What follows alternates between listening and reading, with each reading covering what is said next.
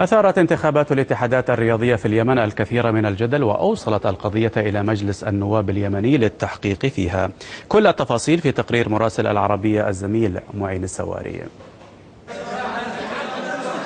الجو العام في قاعة الانتخابات يدل على أن الانتخابات الرياضية تجرى وفق الأسس والقواعد المنظمة لهذه العملية، لكن شكاوى كثيرة بأن الأهم في بعض الاتحادات قد دار خارج هذه القاعات على مدى أيام سبقت مرحلة الصناديق، وكانت فيها المساومات والضغوطات سيدة الموقف، وكان لبعض المتنفذين من رجال المال والسياسة اليد الطولة.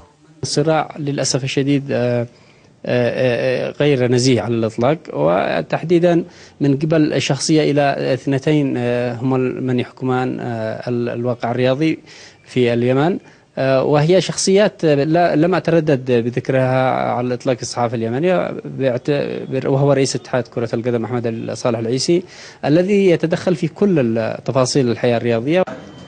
الإعلام والشارع الرياضي يتناول أن غالبية الاتحادات حدد قوامها هذا الرجل أحمد العيسي، فهو رئيس لاتحاد الكرة، لكن يبدو أنه يرأس معظم الاتحادات اليمنية، وكلمة السر هنا المال.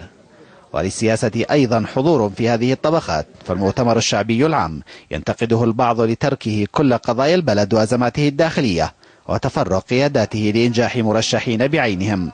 كانت أول محاولة طبعا للنساء للتقدم لرئاسة الاتحاد كرة الطاولة، وكنت افتكر اني باحظى بتشجيع، لكن للاسف وجدت اتصالات سواء من ناس لهم علاقه باللعبه، وايضا ناس ما لهمش علاقه باللعبه، من انتماءات من شخصيات موجوده بارزه ولا له علاقه بالرياضه، ولهذا انسحبت.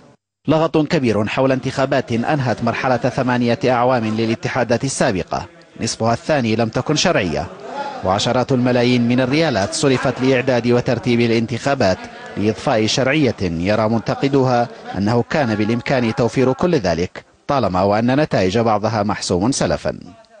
انتخابات الاتحادات الرياضية في اليمن عنوانها الأبرز فساد مالي وتدخلات سياسية أضرت بالحركة الرياضية ولا عزاء للرياضة والرياضيين. معين السواري، العربية، صنعاء.